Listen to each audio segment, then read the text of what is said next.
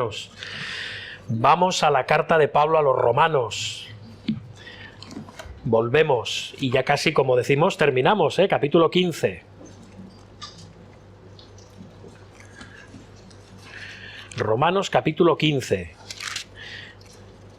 Leeremos la palabra del Señor, oraremos, si el Señor nos lo permite la expondremos y luego la aplicaremos.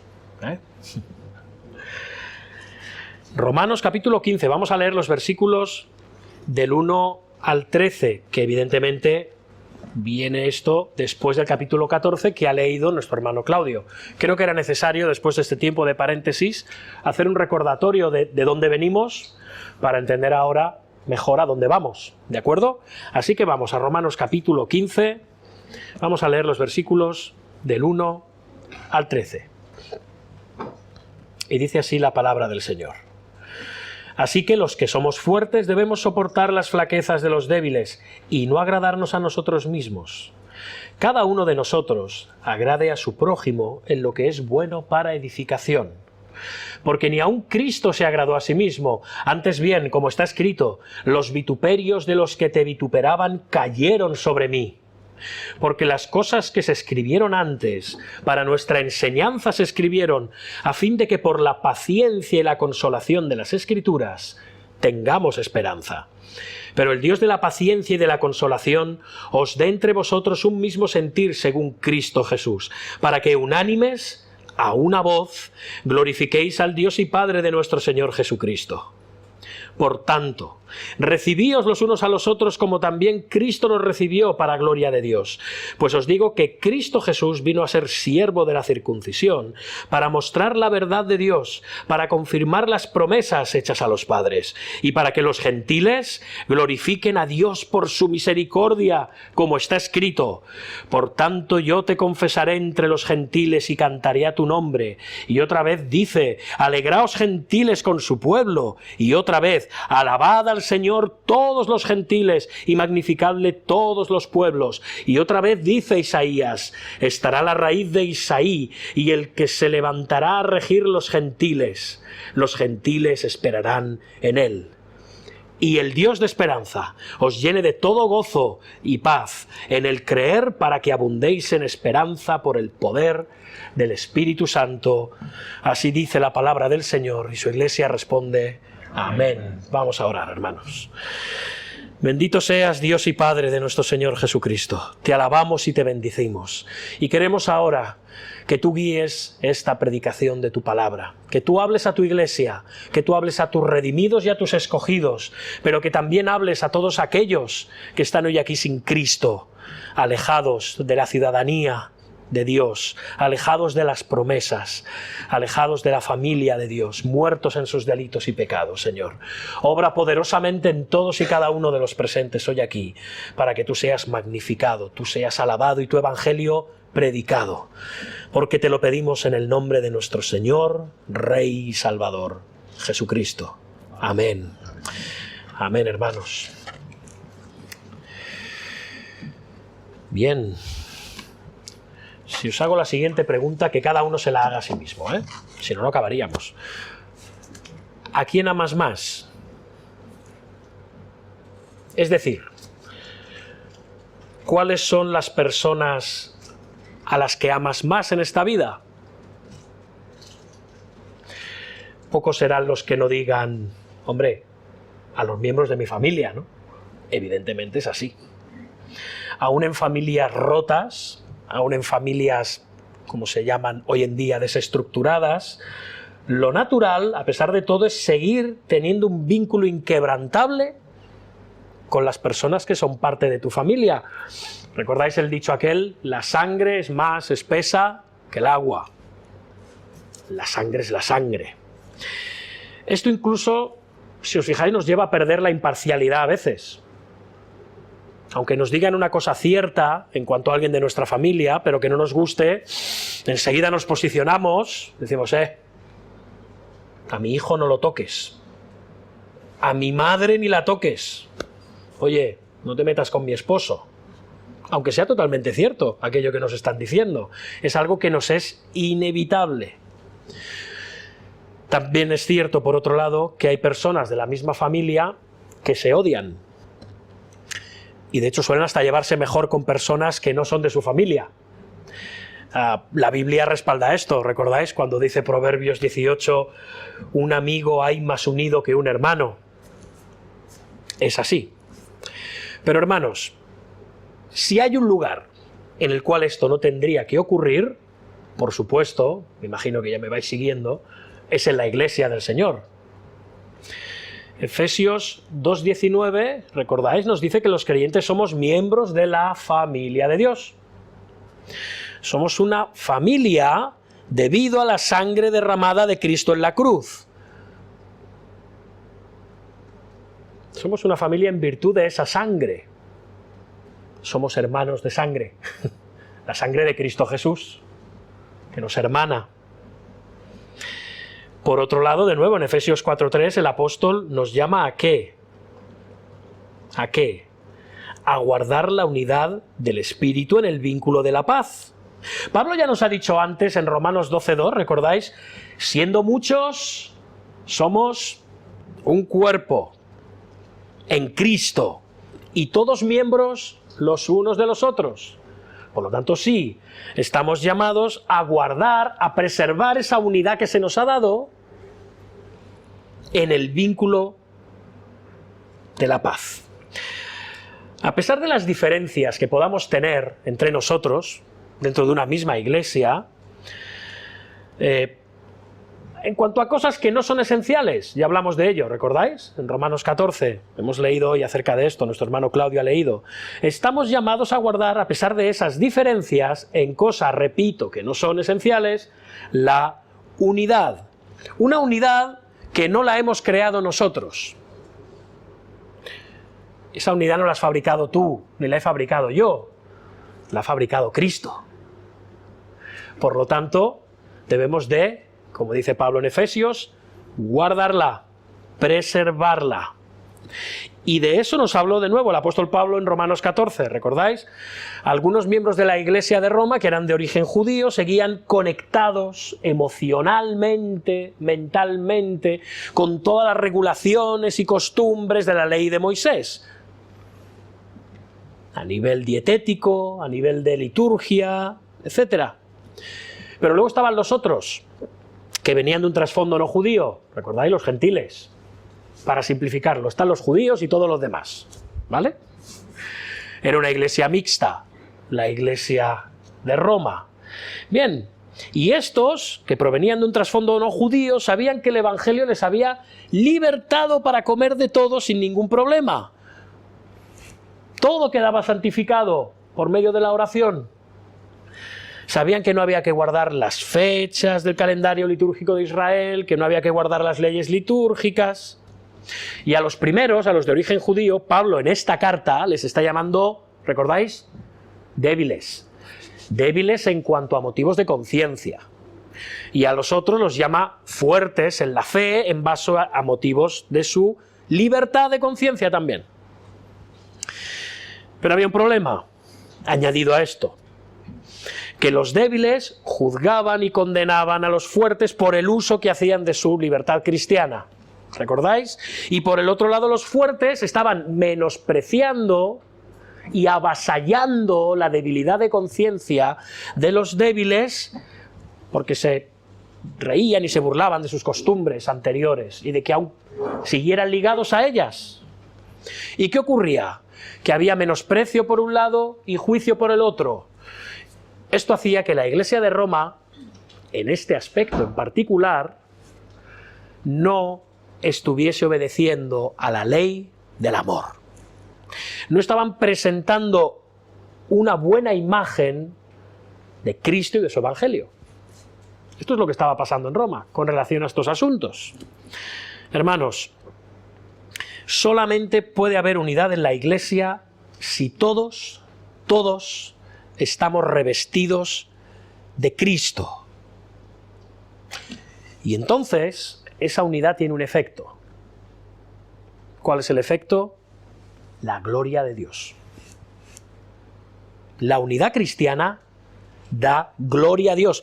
Esto es lo que Pablo se propone mostrarnos en este capítulo 15 de Romanos, que la unidad cristiana, esa unidad que da una imagen apropiada de Cristo y de su Evangelio, da gloria a Dios.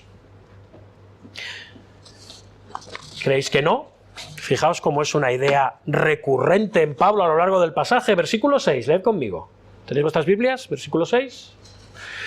Para que unánimes a una voz, ¿qué dice?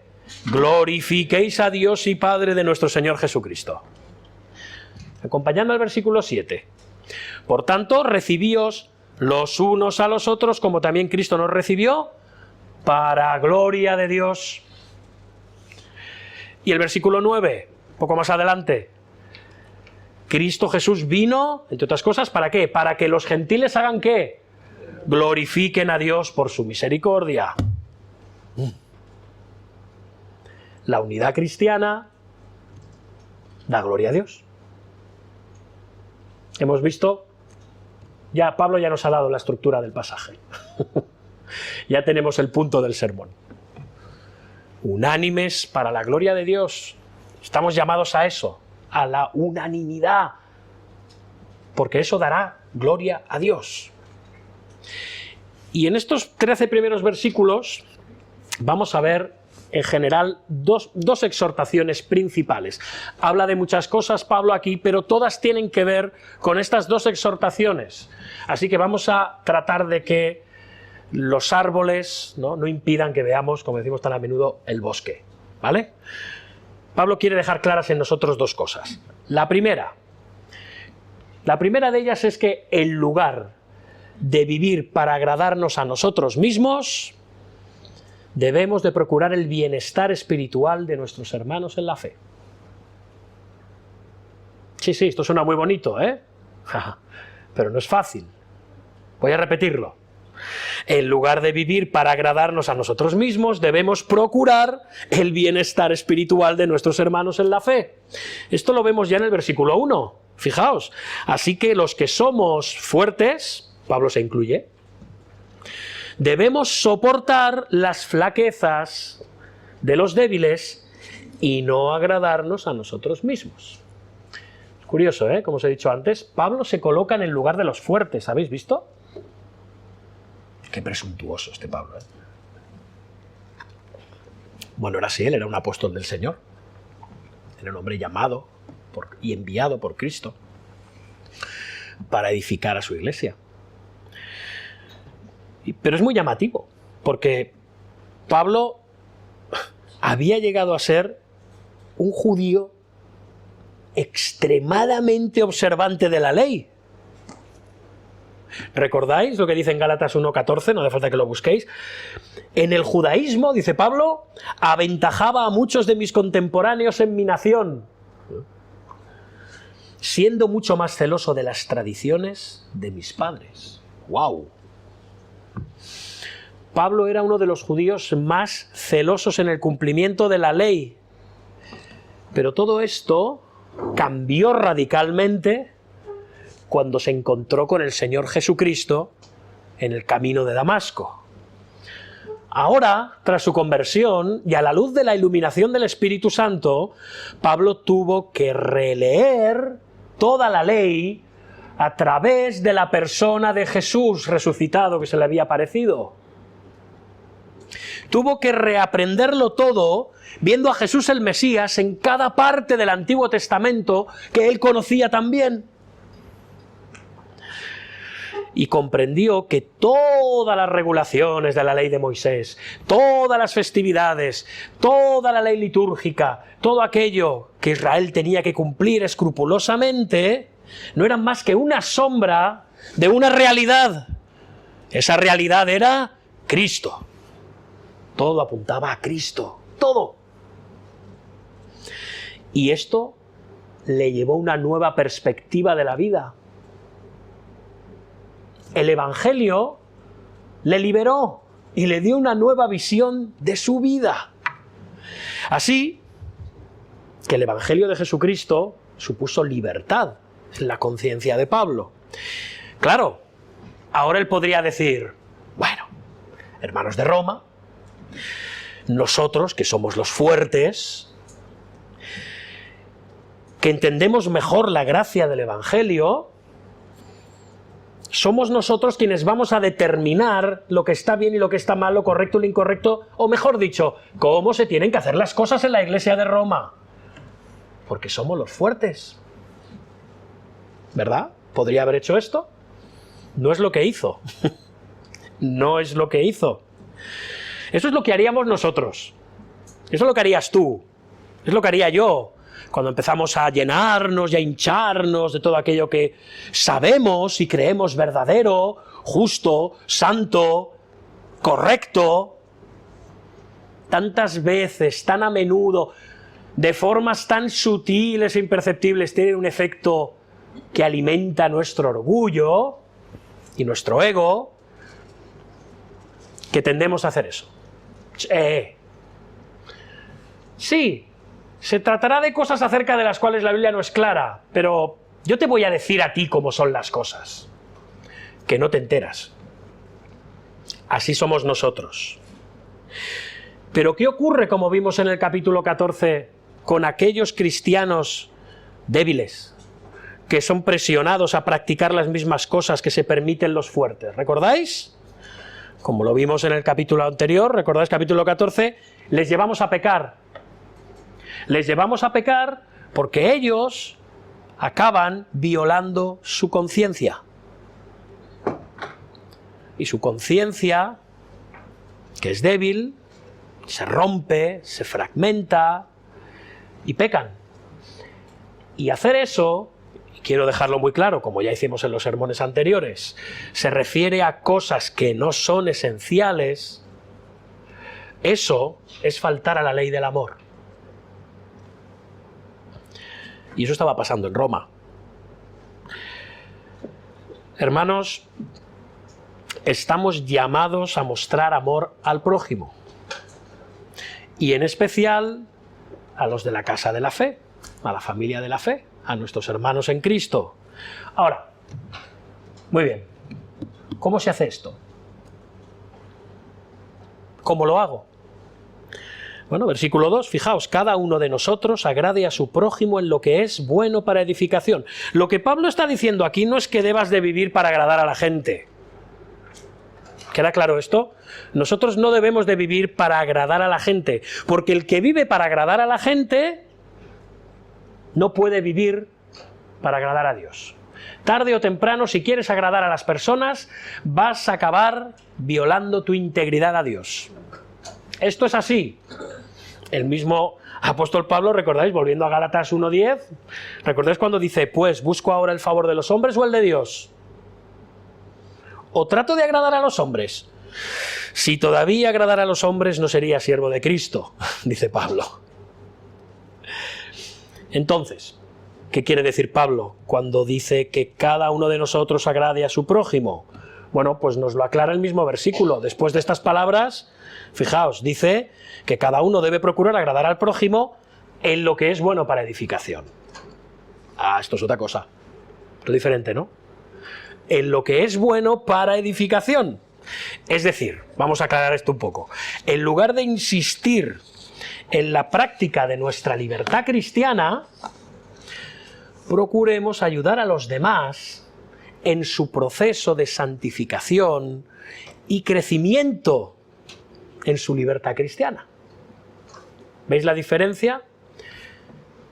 Hermanos, no destruyamos, edifiquemos. Agradar al prójimo en lo que sea bueno para su edificación. Hermanos, hay personas que viven su cristianismo como apisonadoras. ¿Sabéis lo que es una apisonadora? ¿Me he visto alguna vez? Esto que va dando vueltas y aplana los caminos, ¿sí? de la marca Caterpillar o de lo que tú quieras, como un cilindro enorme, pesadísimo, que va aplanando y lo deja todo alisado. Bien, bueno, lo deja todo aplanado, rompe las piedras más duras y las convierte en grava. Y esto es una desgracia para las iglesias. Hermanos, no somos apisonadoras, No seamos apisonadoras. Seamos edificadores. Como nos dijo antes Pablo en el capítulo 14, versículos 18 y 19, ¿recordáis? Así que sigamos lo que contribuye a la paz y a la mutua edificación. No destruyas la obra de Dios por causa de la comida. ¿Quién dice la comida? Dice la bebida, la vestimenta, las costumbres e incluso cierto entendimiento de las doctrinas. Doctrinas que no son centrales e innegociables, como veíamos hoy en la iglesia, en la escuela bíblica. ¿Bien? Cuidado. Cuando se trate de asuntos, vamos a llamar, no me gusta usar esta expresión, ya lo sabéis, pero bueno, que esos que llamamos secundarios, ¿bien? No centrales. Hermanos, cuidado. Edifiquemos, no destruyamos. El ejemplo que Pablo usó aquí es contundente, el versículo 3, porque fijaos, ni aun Cristo se agradó a sí mismo, antes bien, como está escrito, los vituperios de los que te vituperaban cayeron sobre mí. Ni aun Cristo se agradó a sí mismo. ¿Recordáis? Hay cosas que no os puedo decir ahora, porque no las vais a poder soportar, os va a explotar la cabeza. No podéis. Jesús, el Hijo de Dios, la verdad misma encarnada, podría haber dicho, no, esperad. Os voy a decir todo lo que os tengo que decir. No era el momento. No era el momento en la vida de los discípulos. Más tarde os será revelado. Y de nuevo, Pablo está citando aquí el Salmo 69:9, en su variante de la Septuaginta. Y lo está aplicando proféticamente a Cristo. Está hablando de los vituperios que iban hacia Dios, los vituperios de los que te vituperaban, dice Cristo, cayeron sobre mí. ¿Sí? Lo está aplicando al Señor. Pablo nos está diciendo que Jesús, en obediencia a su Padre y por amor a nosotros, decidió cargar sobre sí mismo toda la ira, todo el odio y toda la blasfemia que la humanidad siente hacia Dios. Eso cargó Cristo sobre él. De hecho, la muerte de Cristo en la cruz, estaréis de acuerdo conmigo que es quizás el ejemplo supremo de alguien que puso a un lado su propio bienestar para conseguir el bienestar de otros. Por añadidura diremos, de otros que le eran hostiles, enemigos. ¿Sí? Esto hizo el Señor. ¿Recordáis? Siendo en forma de Dios, no estimó el ser igual a Dios como cosa que aferrarse, sino que se despojó a sí mismo, tomando forma de siervo, hecho semejante a los hombres, y estando en la condición de hombre se humilló a sí mismo, haciéndose obediente hasta la muerte y muerte de cruz. Filipenses 2. Esto lo hizo Cristo, y tú y yo no podemos limitar nuestra libertad cristiana. Tú no puedes, ¿verdad? Yo tengo que, oye, el Señor me ha dado esta libertad, el Señor, si te molesta, es tu problema. Pero el Evangelio nos enseña exactamente lo contrario, ¿verdad? Totalmente lo contrario. No podemos limitarnos en aquellas cosas que nos son lícitas, pero que pueden hacer tropezar a otros. ¿No puedes? Bueno, si no puedes, quiero decirte que eres un esclavo. Eres esclavo de tu propia libertad. De eso eres esclavo. No puedes prescindir de ello. Por eso dice Pablo, recordáis en 1 Corintios 10, referente a aquellas cosas que nos están permitidas a los cristianos, todo me es lícito, pero no todo me conviene. Todo me es lícito, pero no todo, atención, edifica. Volviendo al lenguaje de Romanos. No todo edifica. Ninguno busque su propio bien, sino el del otro. Tenía claro esto el apóstol, ¿verdad? Vaya si lo tenía claro. Y Pablo en Romanos 15:3 usa el Salmo 69 para hablar de los vituperios hacia Dios que cayeron sobre Cristo. Y luego, si os fijáis, esto, si alguien lo ha estado leyendo, o cuando lo habéis leído ahora, es como un cambio muy abrupto, ¿no? De repente, en el versículo 4, Pablo parece que detiene, da la sensación, que detiene el argumento para empezar a describir el papel de la Biblia en la vida cristiana. Por eso tantas veces este versículo como que se aísla. ¿Recordáis? Romanos capítulo 15, versículo 4, porque las cosas que se escribieron antes, es decir, el Antiguo Testamento, para nuestra enseñanza se escribieron a fin de que por la paciencia y la consolación de las Escrituras tengamos esperanza. Este texto aparece muchas veces como una cosa ahí aislada, ¿no? Pero nada más lejos de la realidad, hermanos. Esto está totalmente, aunque nos choque de entrada, relacionado con todo lo que Pablo lleva diciéndonos antes. Pablo está diciendo lo siguiente: hermanos, ahora os cito el Salmo 69, os cito del Antiguo Testamento, porque toda la Biblia habla acerca de Jesús. Y precisamente por esto, solo en la Biblia encontramos el consuelo y la esperanza que hacen falta para poder ayudar a los demás y edificarles en lugar de centrarnos en nosotros mismos. ¿Se entiende esto? Vamos a desarrollarlo. Solo la Biblia tiene poder para eso. Solo la Biblia te puede dar el consuelo y la esperanza que necesitas. Y atención, y la paciencia, añado, paciencia, consuelo y esperanza que necesitas para amar a tus hermanos más débiles y edificarlos. ¿Cómo lo hago? Si son insoportables, me sacan de los nervios, me irritan.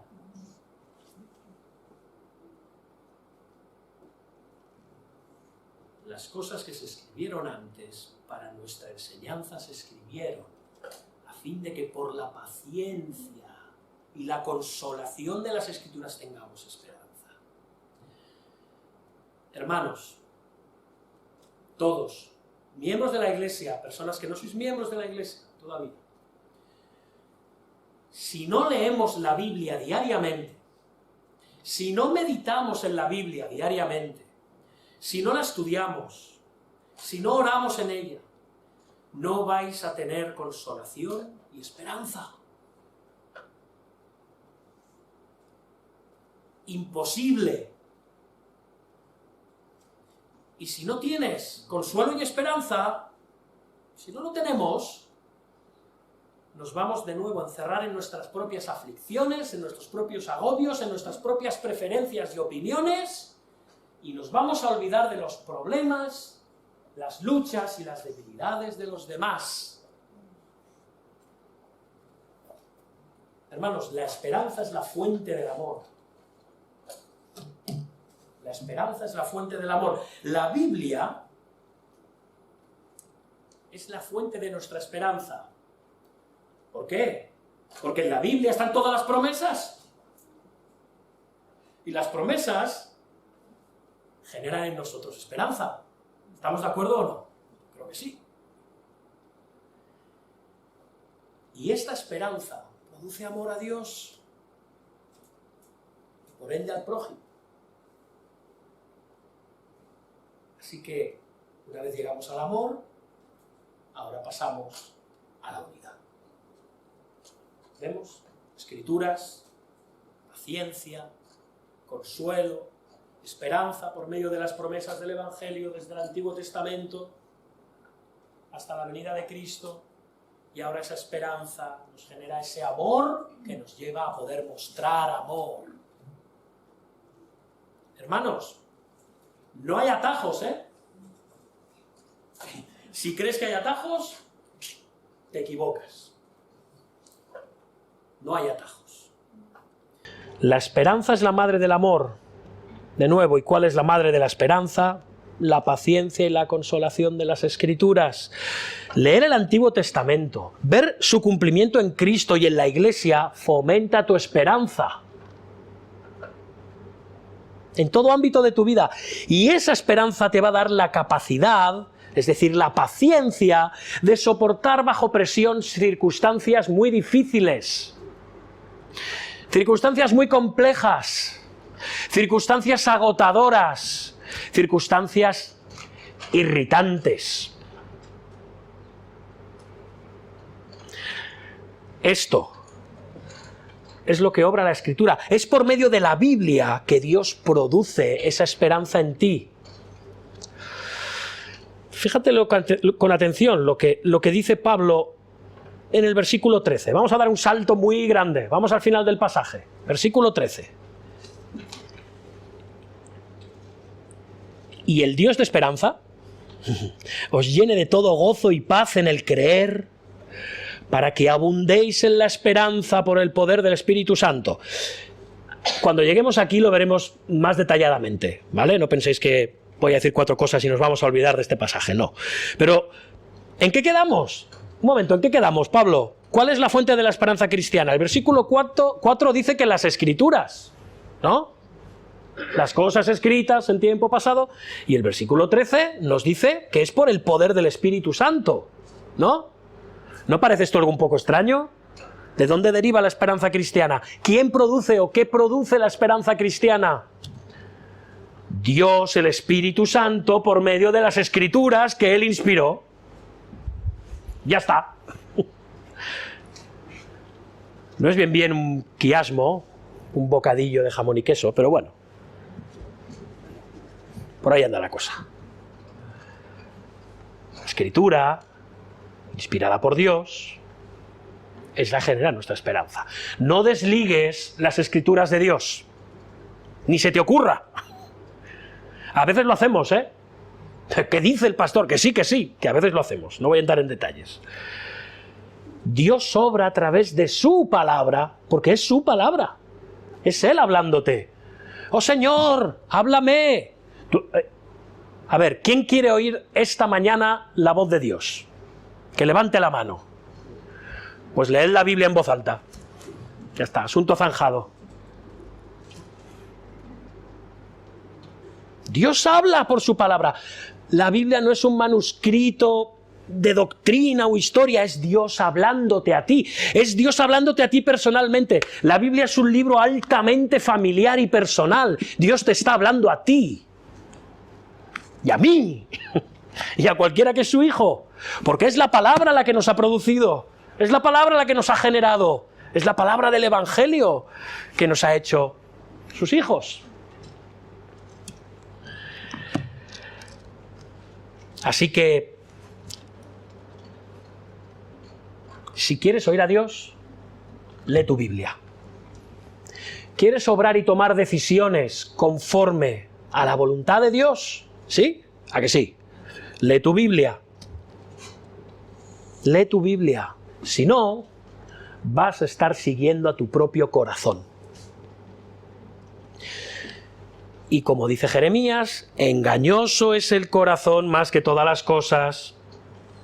¿Y qué dice? Y perverso. ¿Quién lo conocerá? Como diciendo, jaleo que hay ahí dentro. Es inimaginable. Dios habla a través de la Biblia. ¿Y qué hace la Biblia? ¿Qué efecto tiene la Biblia en tu corazón? La palabra de Dios es viva y eficaz y más cortante que toda espada de 2 filos y penetra hasta partir el alma y el espíritu, las coyunturas y los tuétanos, y discierne los pensamientos y las intenciones del corazón. Como dice el autor de Hebreos, capítulo 4. Así que vamos a machacar esto. Vamos a darle con el martillo. Si no estudiamos, memorizamos y traemos a la mente las grandes promesas de Dios reveladas en su palabra, no vas a poder tener paciencia, esperanza ni consolación en medio de la aflicción, ni en medio de las dificultades con tus hermanos, en medio de las tensiones con ellos, en cuanto a asuntos casi diría de poca monta, porque muchas veces lo son, otras veces no. Pero la mayoría de veces, y casi te digo afortunadamente, son asuntos que en el fondo son de poca monta.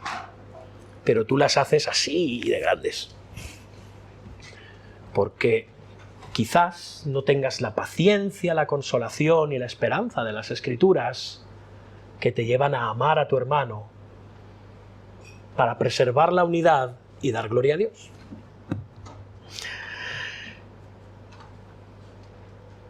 De nuevo,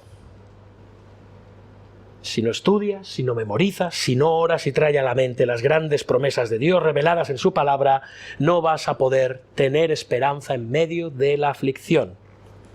Lee la Biblia, medita en la Biblia, en el contexto de la oración. Pídele a Dios de su Espíritu. Porque, hermanos, vivimos en tiempos de gran decadencia moral y de gran decadencia espiritual. Y si no nos fortalecemos por medio de las Escrituras, nos vamos a encerrar en nuestros propios problemas. Y nuestra cabeza va a estar más llena de series de Netflix que de las Escrituras. Y eso va a tener un efecto devastador. Te vas a encerrar en ti mismo y no te vas a extender hacia los demás. Y es a lo que Pablo nos está llamando desde el versículo 1, a extendernos hacia los demás, a llevar las cargas de los demás, a soportar a los demás. Y los demás contigo, por si te pensabas que. Pero eres una perita en dulce. No. Hermanos, hay un virus peor que el COVID-19. Creo que a estas alturas todavía más. Y es la falta de esperanza y consuelo que dan las Escrituras. Porque nos aislamos en nosotros en lugar de extendernos hacia nuestro prójimo. ¿Cuál es la calidad de tu amor hacia tu iglesia, hacia los miembros de tu congregación? Incluso aquellos que son complicados. Para ti. Igual para otro, ¿no? Pero para ti. Por eso Pablo pide ahora que Dios obre en esa unidad de mente y corazón en la iglesia de Roma. Fijaos el versículo 5. Ahora Dios está, de alguna forma, es como una oración, ¿sí? Pero el Dios de la paciencia y de la consolación os dé entre vosotros un mismo sentir según Cristo Jesús. Pablo sabe perfectamente que la unidad es un fruto, o es algo que propicia el Espíritu Santo y que tiene a Cristo en su centro. La unidad cristiana es obra del Espíritu de Dios, teniendo a Cristo en el centro. Por eso dice, os dé entre vosotros un mismo sentir según ¿qué? Cristo Jesús. La clave de nuestra unidad es Cristo. Esa es la clave de la unidad cristiana, porque Cristo es el centro de todo, de la Escritura, del Evangelio, de la salvación y de la vida cristiana.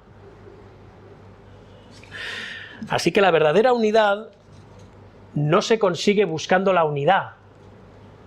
Venga, queremos ser una iglesia muy unida, así que vamos a procurar la unidad. Pues no busquen la unidad. Busca a Cristo. La unidad es según Cristo Jesús.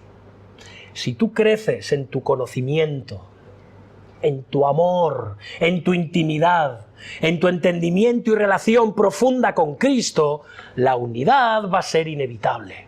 Inevitable. La unidad no debería de hecho ser el fin en sí mismo, sino Cristo. Porque una vida centrada en Cristo es la que da gloria a Dios al final. Una vida centrada en Cristo hace que la iglesia gire en torno a Cristo. Por lo tanto, hay unidad entre todos en Cristo. Y eso da gloria a Dios.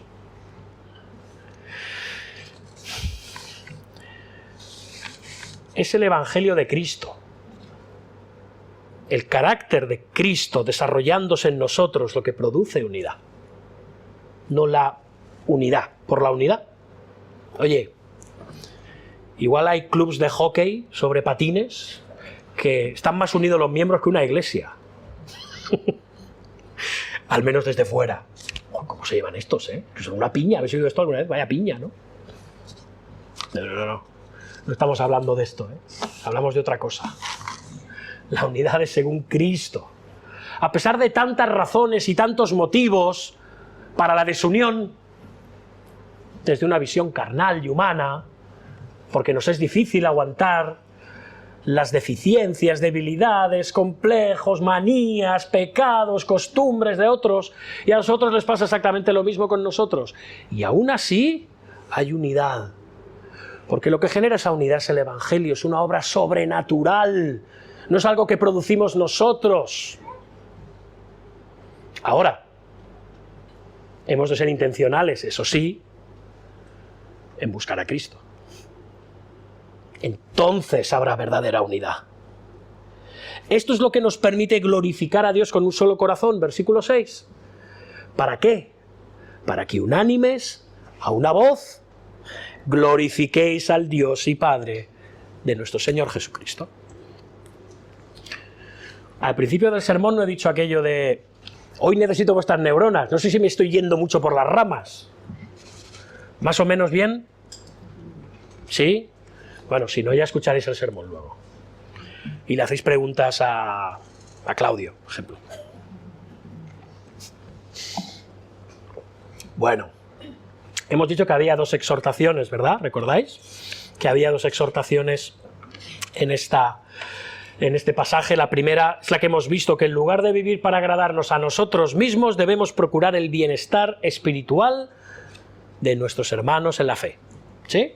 Esto es la primera premisa, la primera exhortación de Pablo. La segunda, y de hecho Pablo la usa para cerrar ya, para dar por concluida toda esta exposición que hace acerca de la libertad cristiana. Aquí ya concluye, aunque seguimos en el capítulo 15, a partir de la semana que viene iremos viendo ya otra cosa, ¿vale? Todo está relacionado, pero Pablo da un paso más en su argumento.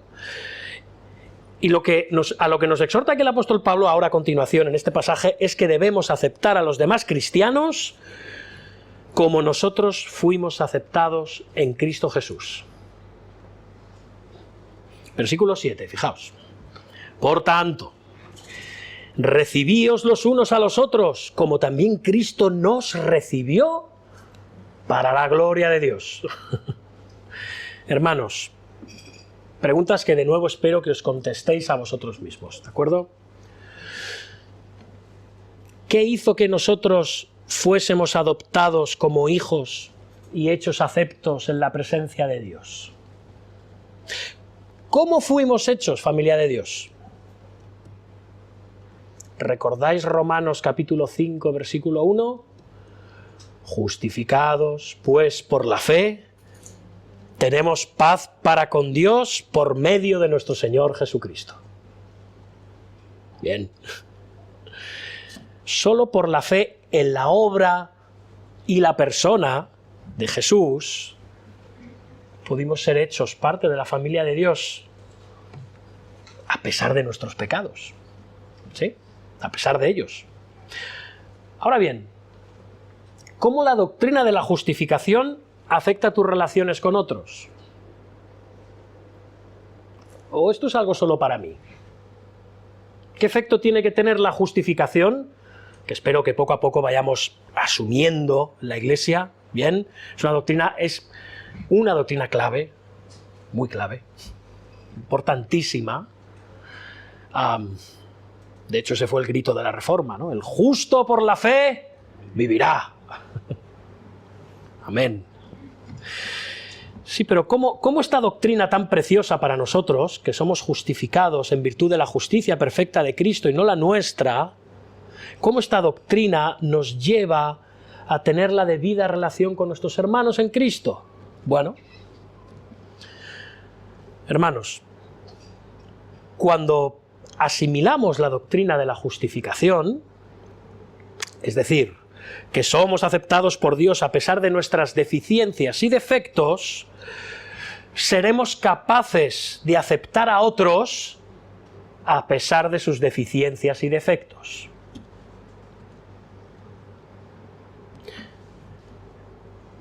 Si esta doctrina la has asimilado, ha hecho mella en ti y ha redefinido tu corazón y toda tu vida y tu entendimiento acerca de Dios y tu relación con Él, ahora, tú podrás también aceptar a los demás a pesar de ellos. Porque eso es lo que Dios hizo con nosotros, aceptarnos a pesar de nosotros. Muy a pesar de nosotros. Así que la manera de determinar, de hecho, atención hermano, hermana,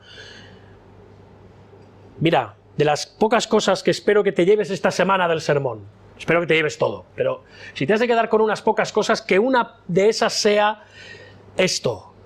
Hermano, hermana, la manera de determinar que has entendido bien el Evangelio es ver cuánto amas a las personas a pesar de sus defectos.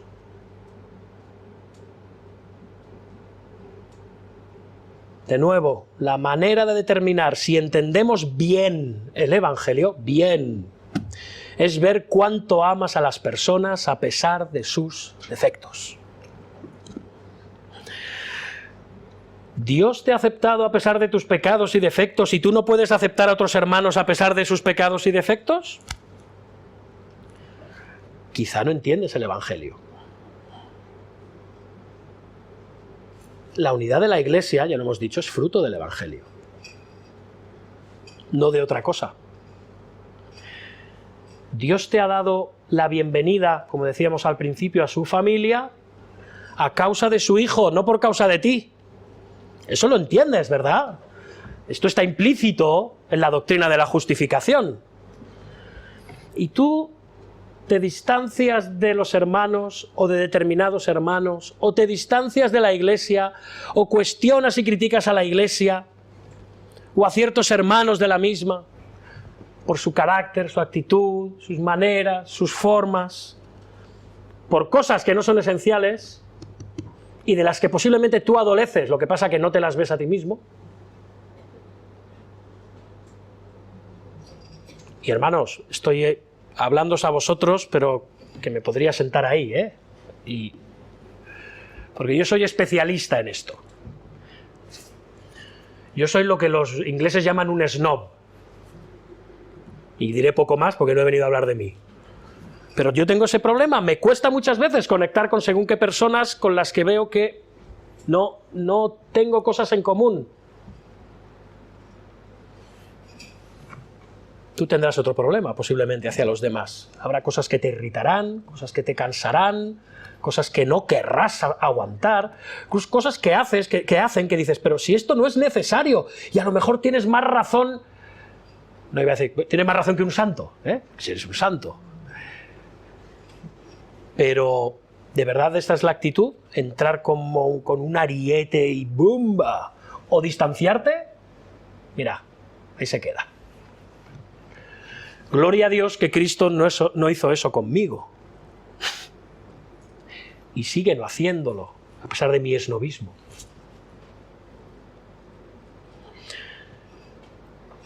¿Qué es esencial en la Iglesia, al fin y al cabo? ¿Podríamos estar a lo mejor dividiéndonos, enfrentándonos, juzgándonos, menospreciándonos, enfadándonos por cosas que no son esenciales? Podríamos, por supuesto que podríamos. Y ya sé, hermanos, esto no es fácil, pero podemos tener una guía muy útil si consideramos lo siguiente. Las cosas en las cuales la Biblia es clara son esenciales. Ya está. Y hay, Mientras que aquellos asuntos sobre los cuales, hermanos, igualmente piadosos que tú, atención, han llegado, y maduros, han llegado a conclusiones diferentes, no son esenciales. A veces podemos estar creando guetos dentro de la propia Iglesia, o guetos entre las diferentes iglesias, guetos eclesiales, guetos doctrinales, guetos teológicos o denominacionales. ¿Gueto? ¿Sí? Yo qué sé, clubs. chiringuitos propios. Si un hermano ha creído en Cristo, por favor, esto es importante. Si un hermano ha creído en Cristo como su único Señor y Salvador, y se ha arrepentido de sus pecados, si afirma las doctrinas cardinales de la fe cristiana histórica, como hemos visto en estos días, como la doctrina de la inspiración de las Escrituras, el Dios Trino, la caída del hombre, el sacrificio sustitutorio de Cristo por nuestros pecados, la segunda venida del Señor, el juicio final, la gloria eterna, y además vive su vida dando evidencia del nuevo nacimiento por medio del Espíritu Santo, no podemos dudar de que sea un hermano en Cristo. Y debemos tratarlo como a un hermano en Cristo, porque es un hermano en Cristo. Quizás no llegue a ser miembro de nuestra iglesia. Quizás nosotros no lleguemos a ser miembro de la suya. Quizás haya determinados asuntos en los que no podamos tener un exceso de participación, ni él con nosotros, pero es nuestro hermano en Cristo.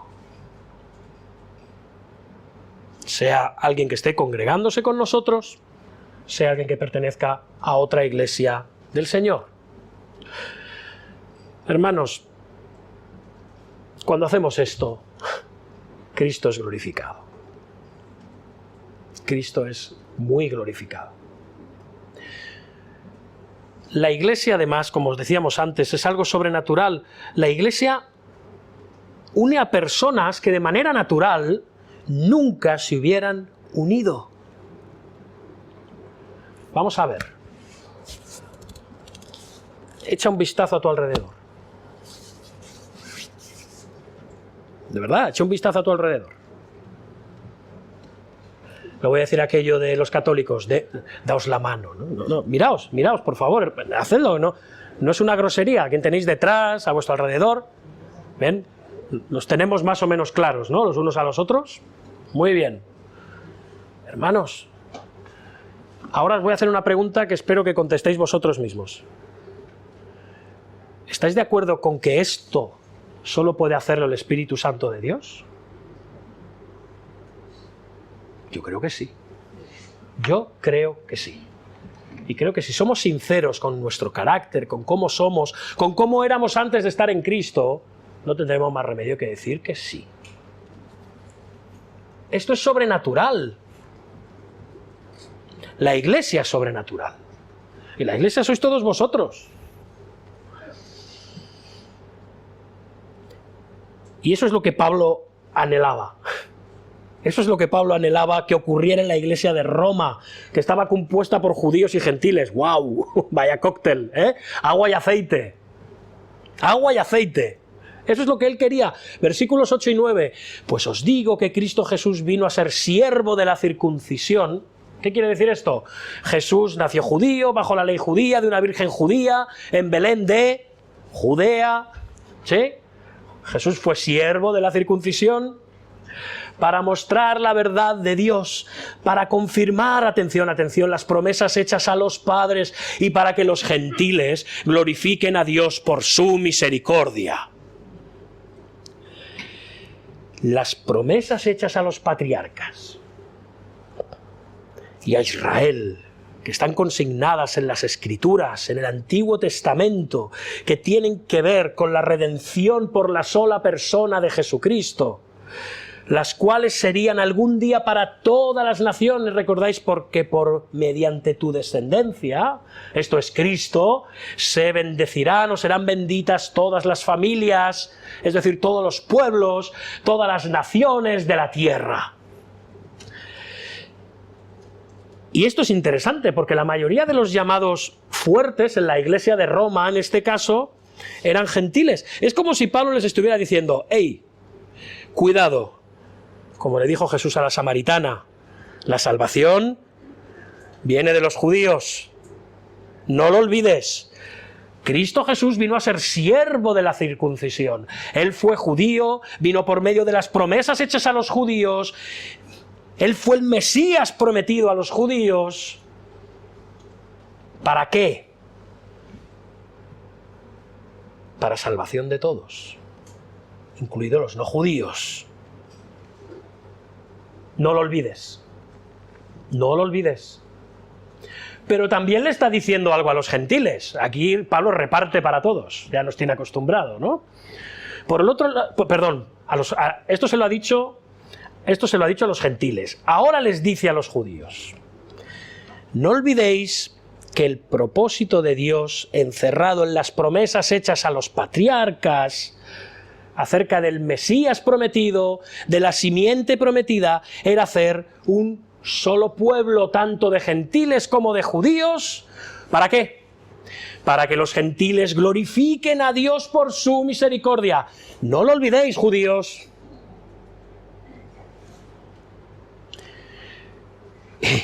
Y ahora Pablo ya... Hermanos, esto a veces uno dice, por favor, ¿verdad? Está bien, reloj. Pablo empieza a citar una serie impresionante de fragmentos del Antiguo Testamento para probar su punto. ¿Sabéis que los judíos cómo dividían la ley? Las escrituras, mejor dicho, la ley, los profetas y los salmos. Bueno, ahora Pablo, como buen rabino que era, haciendo uso de una gran sabiduría, guiado por el Espíritu de Dios, cita muy sabiamente de cada una de esas secciones.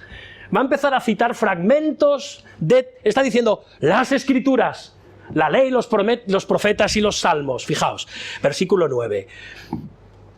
Aquí citando del Salmo 18:49, diciendo que los judíos alaban a Dios entre los gentiles. Fijaos, por tanto yo te confesaré entre los gentiles y cantaré a tu nombre, versículo 9. Y el versículo 10, ahora cita de Deuteronomio 32, los judíos invitando a los gentiles a que se unan a ellos en la alabanza a Dios, cuando dice, alegraos gentiles con su pueblo.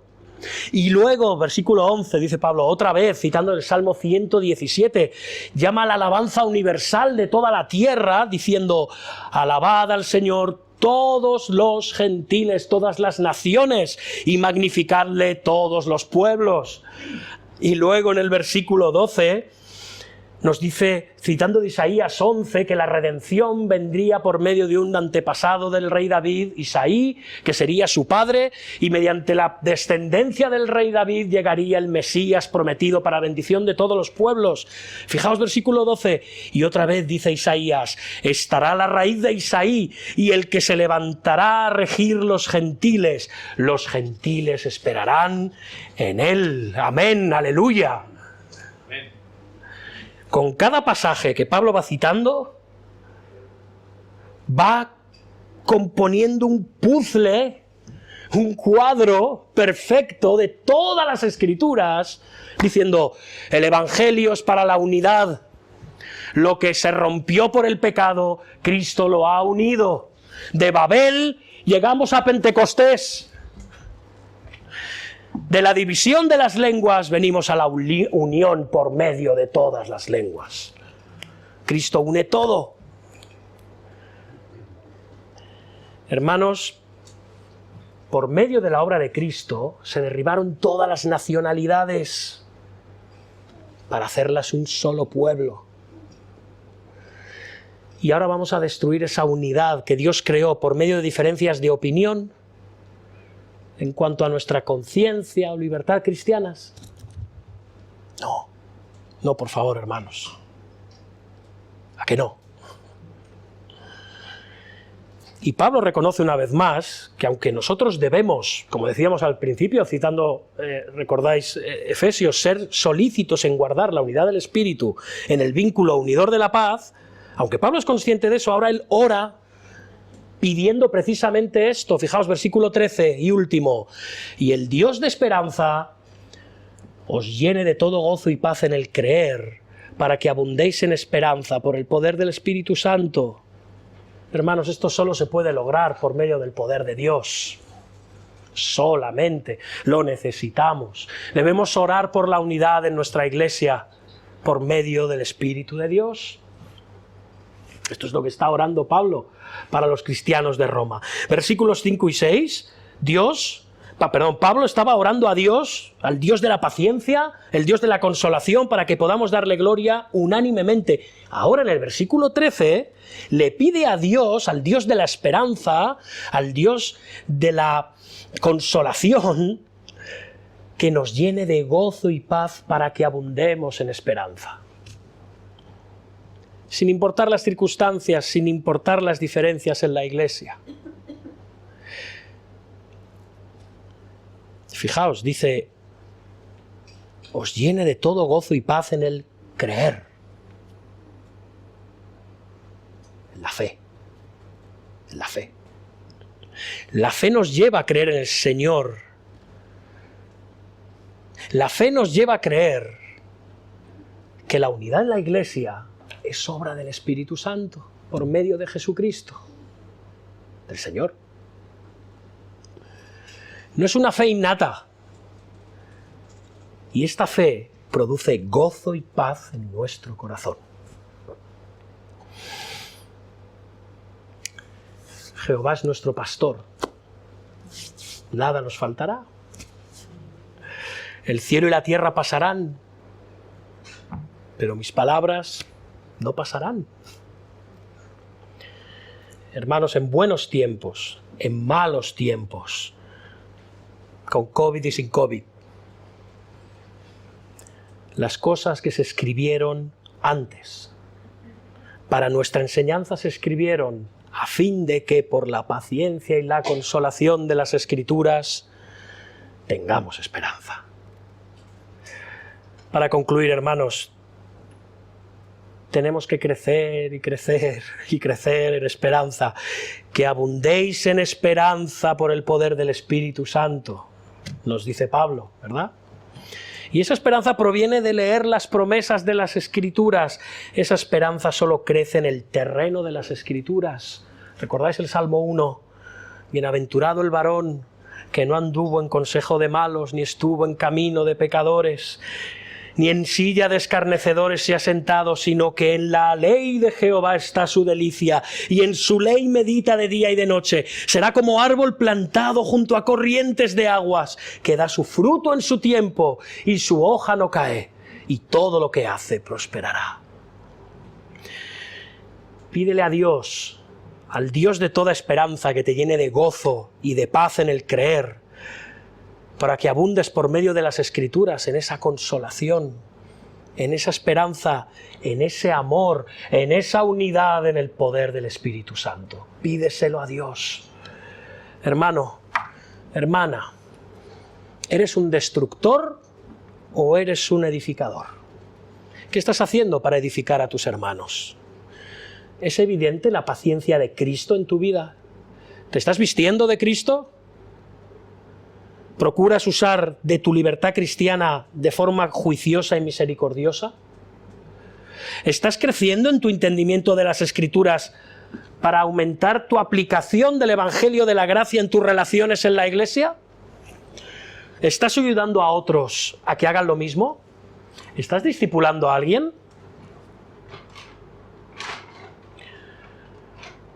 ¿Oras por la unidad de tu iglesia? Hermanos, que ese sea nuestro objetivo, que unánimes, a una voz, glorifiquéis al Dios y Padre de nuestro Señor Jesucristo. Amén. Amén. Vamos a orar, hermanos. Señor Dios nuestro, te pedimos, Señor, que tengas misericordia de nosotros y que por medio del Evangelio nos hagas crecer en unidad, en unanimidad, en amor los unos a los otros, en paciencia, en consuelo, en esperanza, y que esto lo hagamos por medio de tu palabra. Señor, bendice y edifica a la iglesia, haznos también edificadores los unos de los otros, que pongamos a un lado nuestras preferencias y opiniones y que nos centremos en lo esencial, en lo que es verdadero, en lo que es único, que nos centremos en el Evangelio de Jesucristo, porque te lo pedimos en su nombre. Amén, hermanos.